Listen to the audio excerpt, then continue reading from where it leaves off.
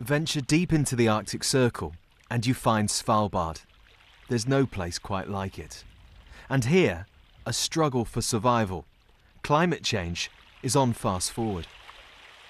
Polar explorer Hilda Farmström wants to show us how her world is disappearing. Soon, an incredible sight, but one framed with sadness.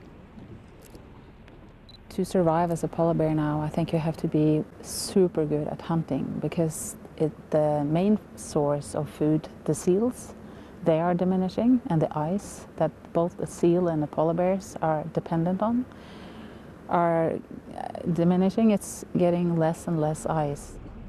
This Norwegian archipelago is warming 6 times faster than the global average. There's much less ice here to reflect heat and more exposed ocean to absorb it. These beluga whales, they're swimming in water that's much hotter than it used to be. And all wildlife here in Svalbard is having to adapt to this hotter world. You can hear them now. It's hotter in the water and it's hotter in the air too. Melting here raises sea levels and affects weather patterns across the globe. In what is the northernmost settlement in the world, it's life on the edge. Houses are being moved and rebuilt, new barriers installed to stop more avalanches triggered by the thawing ground. Wherever I look around us, I see change. And leading polar scientist Kim Holloman tells us the war in Ukraine is now undermining the effort to understand climate change. The official exchange with Russian institutions is not possible at this time. Half of the Arctic is Russian coastline.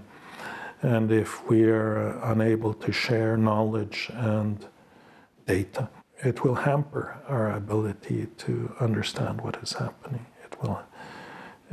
We need each other in order to do good science. Svalbard attracts tens of thousands of visitors every year, putting further strain on this fragile environment.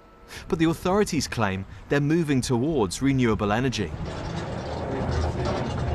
Now we are in one of the 2 production sites we have here in mine number 7. We are 8 kilometers in the mine. This is Svalbard and Norway's last coal mine, which we're told is due to close. It makes me sad. It was a mining town and now it's coming to an end. It's more and more of a tourist town. But just a fortnight after our visit, the state-owned company announces it's delaying the closure. Why? It says Europe's energy crisis now makes the mine a more profitable operation. If they can't give up fossil fuels in the fastest warming place on Earth, what hope for the rest? The UN says we face a climate emergency. The alarm is sounding. We ignore it at our peril. Nick Beak, BBC News, in the Arctic Circle.